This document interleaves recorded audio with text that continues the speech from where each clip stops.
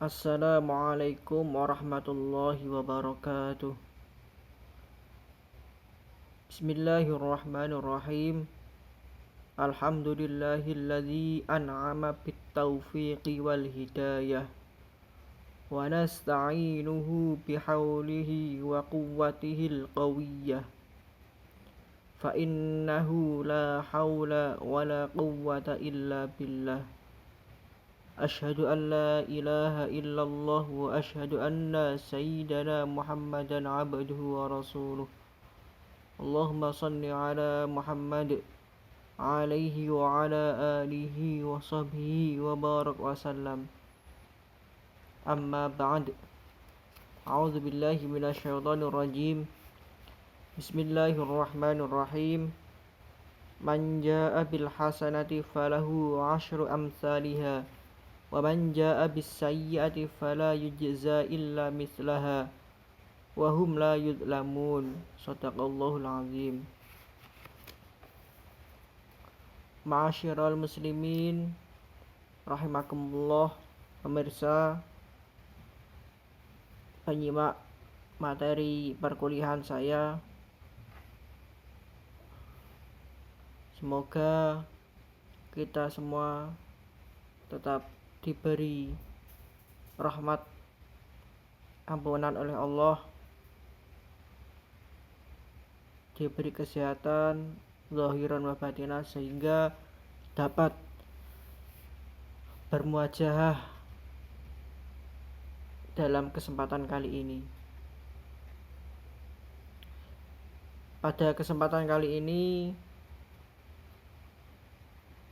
saya akan membawakan materi perkuliahan mata kuliah pembelajaran fikih MI,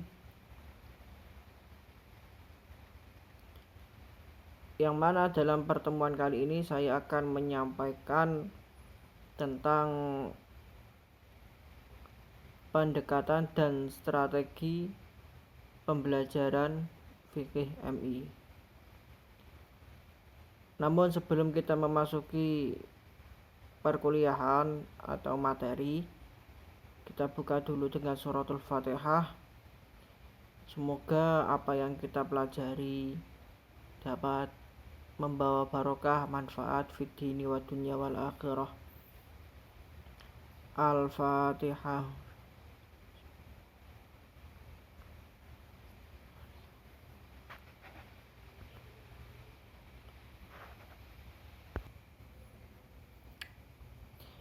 Bismillahirrahmanirrahim. Pendekatan dan strategi pembelajaran dalam pembelajaran fikih MI. Materi ini saya sajikan dalam perkuliahan pembelajaran fikih MI. Pendekatan pembelajaran.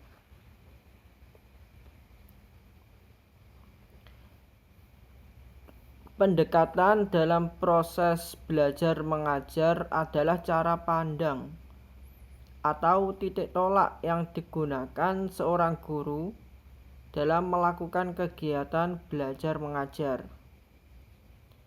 Dalam proses pembelajaran perlu menggunakan pendekatan agar tercapainya suatu tujuan pembelajaran.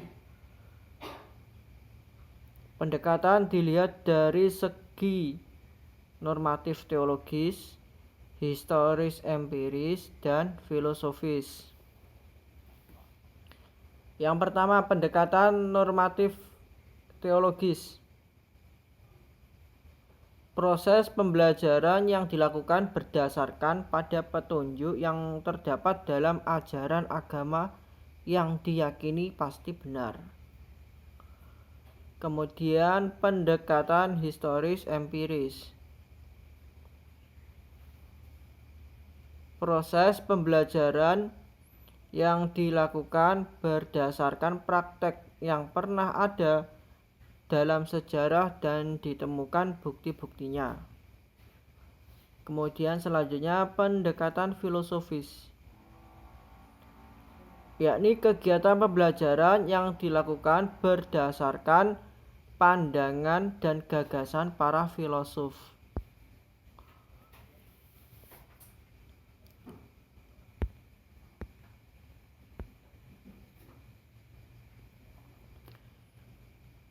Pendekatan dalam proses kegiatan belajar juga dapat dilihat dari segi metode berpikir yang dibedakan menjadi metode berpikir induktif dan metode berpikir deduktif.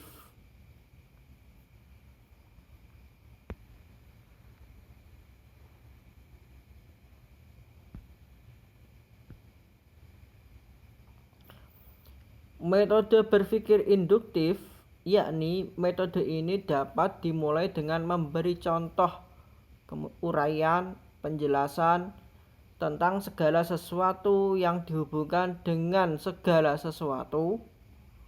Jadi tentang sesuatu atau segala sesuatu kemudian dihubungkan dengan sesuatu atau segala sesuatu kepada peserta didik MI. Kemudian metode berpikir deduktif dapat dimulai dengan menarik kesimpulan yang umum, kemudian menguraikan dan menjelaskannya secara detail kepada peserta didik MI. Pendekatan dalam proses pembelajaran juga dapat dilihat dari segi latar belakang peserta didik. Mereka ada yang kanak-kanak, kemudian anak-anak, remaja, dewasa, dan orang tua. Berbagai macam ciri psikologis yang terdapat pada setiap usia dapat dijadikan sebagai bahan pertimbangan dalam menentukan pendekatan mana yang akan digunakan dalam pembelajaran.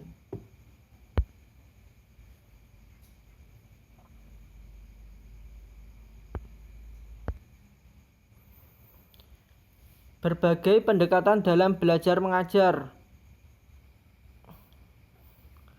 Yang pertama, pendekatan individual, yakni pendekatan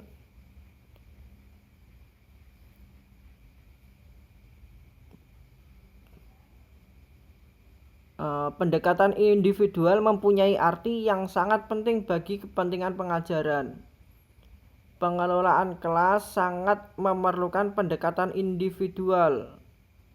Perbedaan individu anak-anak didik atau peserta didik memberikan wawasan kepada guru atau pendidik bahwa strategi pembelajaran harus memperhatikan perbedaan anak didik pada aspek individual dalam anak. Dengan kata lain, guru harus melakukan pendekatan individual dalam strategi belajar mengajarnya. Paling tidak dengan pendekatan individual, anak didik dapat mencapai tingkat penguasaan yang optimal. Yang kedua, pendekatan kelompok. Dalam kegiatan belajar mengajar, terkadang ada juga guru yang menggunakan pendekatan lain, yakni pendekatan kelompok. Pendekatan kelompok memang suatu waktu diperlukan dan perlu digunakan untuk membina dan mengembangkan sikap sosial anak didik. Hal ini disadari bahwa anak didik adalah sejenis makhluk homo socius.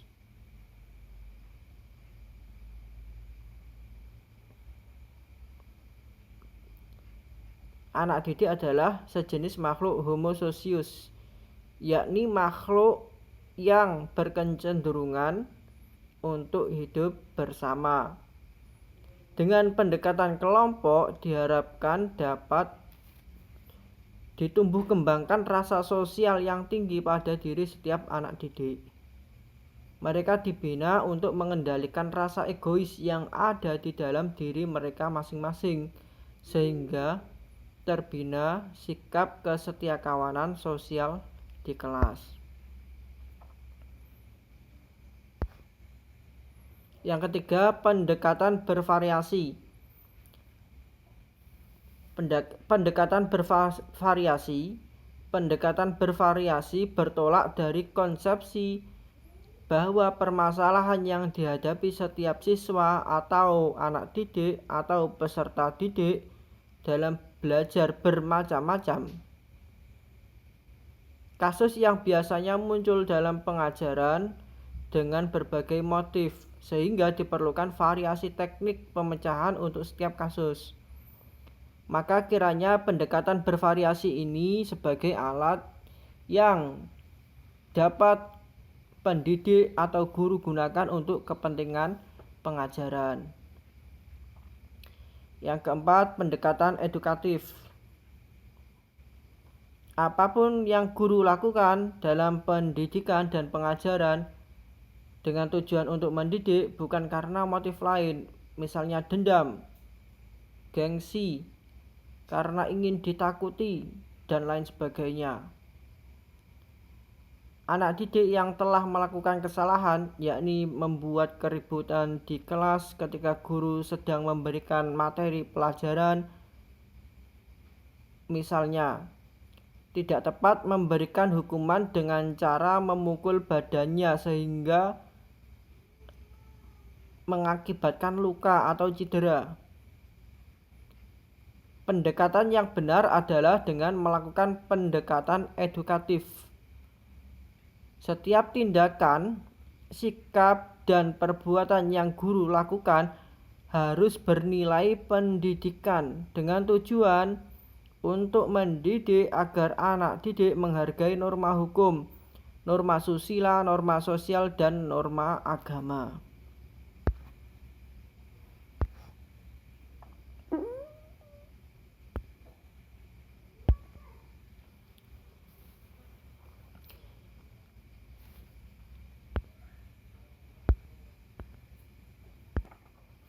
Selanjutnya yang kelima, yakni pendekatan pengalaman.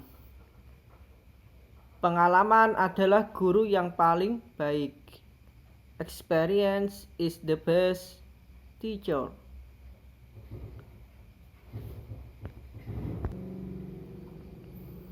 Pengalaman adalah guru bisu yang tidak pernah marah.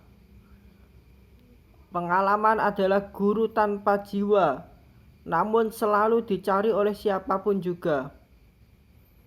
Belajar dari pengalaman adalah lebih baik daripada sekedar bicara dan tidak pernah berbuat sama sekali.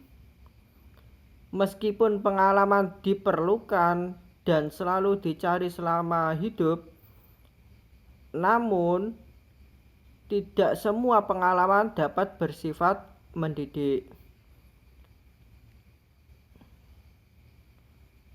Karena ada pengalaman yang tidak bersifat mendidik.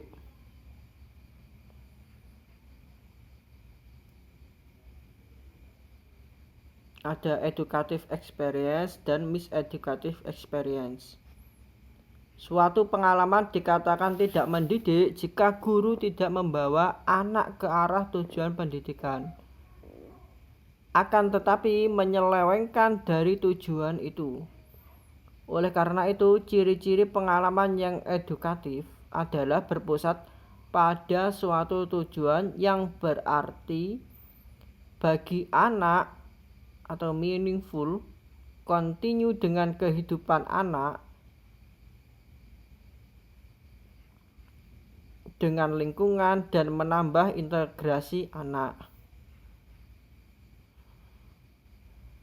Betapa tingginya nilai suatu pengalaman, maka disadari akan pentingnya pengalaman itu bagi perkembangan jiwa anak, sehingga dijadikan pengalaman sebagai pendekatan.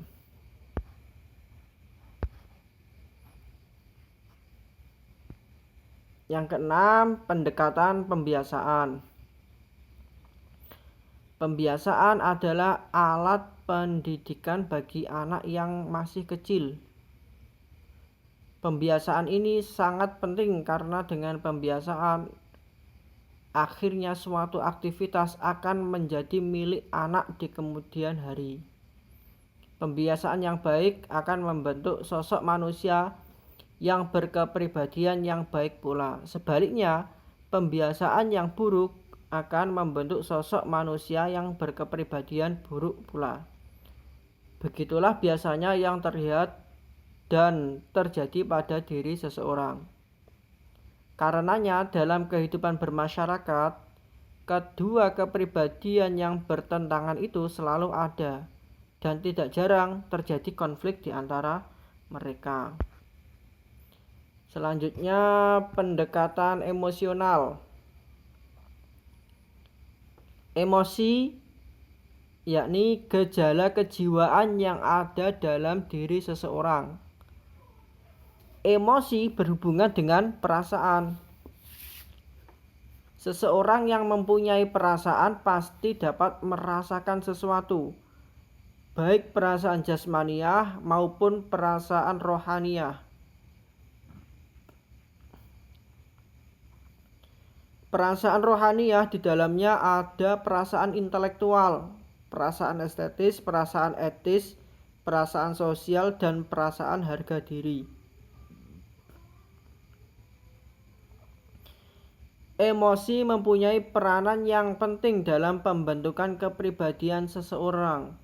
Itulah sebabnya pendekatan emosional yang berdasarkan emosi atau perasaan dijadikan sebagai salah satu pendekatan dalam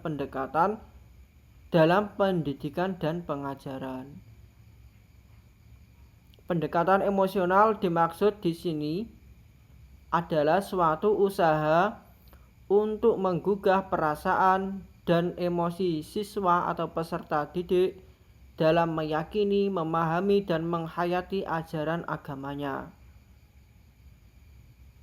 Dengan pendekatan ini, diusahakan untuk selalu mengembangkan perasaan keagamaan siswa agar bertambah kuat keyakinannya akan kebesaran Allah Subhanahu wa Ta'ala dan kebenaran ajaran agamanya. Untuk mendukung tercapainya tujuan dari pendekatan emosional ini, metode mengajar yang perlu dipertimbangkan antara lain metode ceramah, bercerita, dan sosiodrama. Pendekatan rasional. Yang ke-8, manusia adalah makhluk yang diciptakan oleh Sang Maha Kuasa, yakni Allah Subhanahu wa Ta'ala. Manusia adalah makhluk yang paling sempurna diciptakan. Manusia diciptakan berbeda dengan makhluk yang lain. Perbedaannya terletak pada akal. Manusia mempunyai akal, sedangkan makhluk lain seperti binatang dan sejenisnya tidak mempunyai akal. Akal atau rasio memang mempunyai potensi yang besar untuk menaklukkan dunia. Tetapi jangan sampai mempertuhankan akal, karena hal itu akan menggelincirkan keimanan terhadap ajaran agama. Sebaliknya, akan dijadikan alat untuk membuktikan kebenaran ajaran-ajaran agama. Dengan begitu, keyakinan terhadap agama yang dianut bertambah kokoh. Di sekolah, anak didik diajari berbagai ilmu pengetahuan. Perkembangan berpikir anak dibimbing ke arah yang lebih baik sesuai dengan tingkat usia anak. Perkembangan berpikir anak mulai dari yang abstrak sampai yang konkret. Maka pembuktian suatu kebenaran, dalil, prinsip, atau hukum yang menghendaki dari hal yang paling sederhana menuju ke yang kompleks. Dari pembuktiannya itu membuat contoh kebenaran, dalil, prinsip, dan lain-lain hukum, terutama dalam pembelajaran fikih itu kan hukum. Itu mulai dari yang sederhana sampai yang kompleks. Jadi kalau pembelajaran fikih, kitab fikih itu mulai dari yang paling dasar, ya kan, dari kelas 1 MI ke kelas 6 MI itu pun materinya berbeda, hampir sama, tapi yang kelas 1 MI itu sederhana, kemudian yang ke kelas 6 MI itu kompleks. Kalau di pesantren madrasah diniyah, kitab fikih yang paling dasar, contohnya Mabadi Fikih, Ghayah Takrib, Safinatun Najah, dan lain-lain. Kemudian menuju ke yang lebih kompleks, Fathul Qorib, Fathul Mu'in, Fathul Wahab, dan lain sebagainya. Kemudian kompleks lagi syarah-syarahnya, Bajuri, kemudian Tausyeh, dan lain sebagainya. Tapi semuanya isinya tentang fikih, materinya itu sama. Dari pasal pertama menjelaskan tentang toharoh, kemudian baru sholat, dan seterusnya. Seperti itu juga bisa dicontohkan atau bisa diterapkan dalam pembelajaran fikih di MI. Jadi kelas 1 itu jangan langsung disuguhi pembelajaran atau pelajaran yang kompleks dulu ke sederhana. Jadi yang sederhana dulu menuju yang kompleks.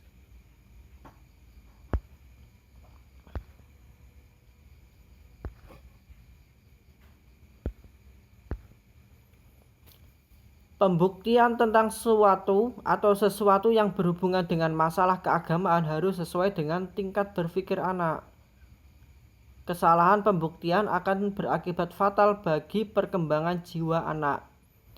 Usaha yang terpenting bagi guru adalah bagaimana memberikan peranan kepada akal atau rasio dalam memahami dan menerima kebenaran ajaran agama, termasuk mencoba memahami hikmah dan fungsi ajaran agama.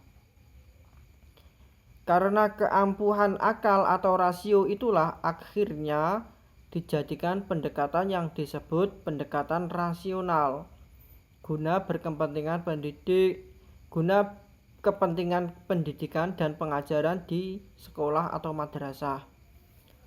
Untuk mendukung pemakaian pendekatan ini, maka metode mengajar yang perlu dipertimbangkan antara lain metode ceramah, tanya jawab, metode ceramah, tanya jawab, diskusi, kerja kelompok, latihan, dan pemberian tugas.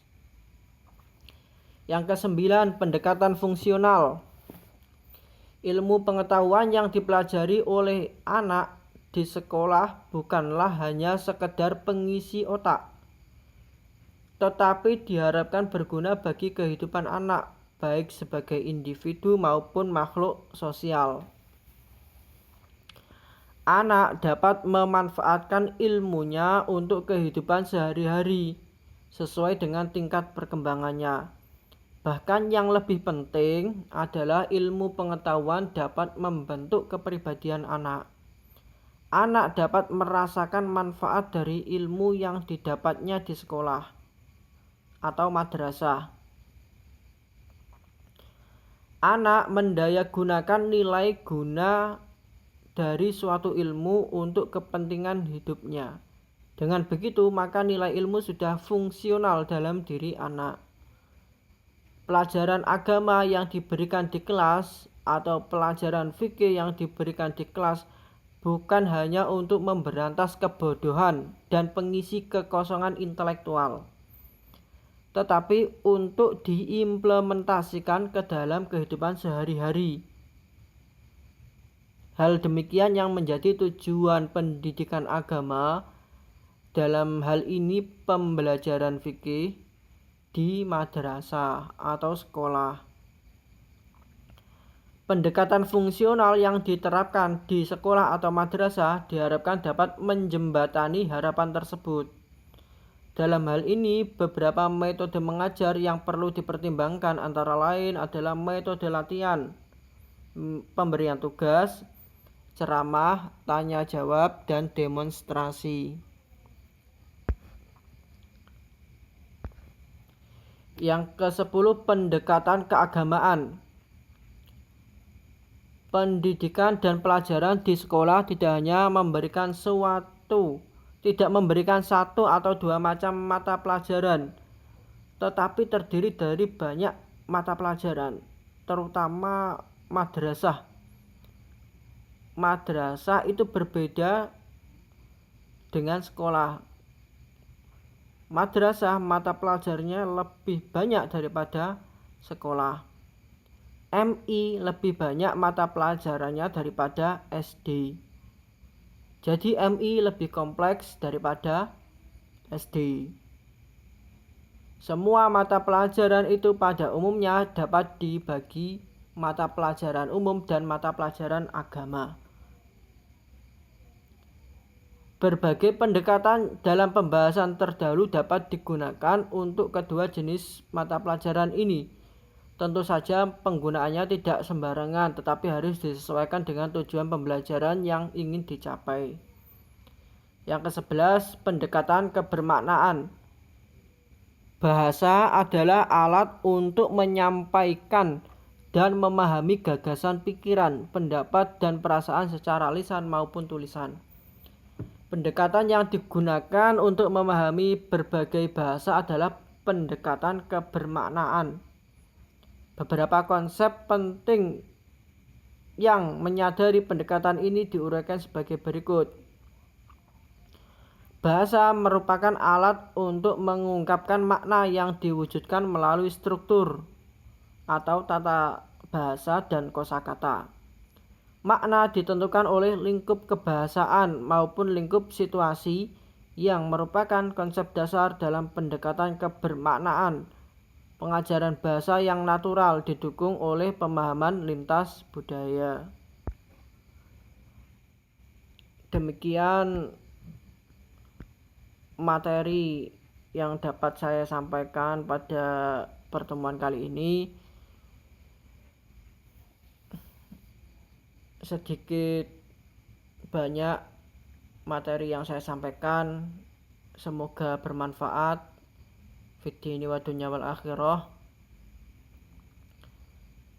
Apabila terdapat kurang lebihnya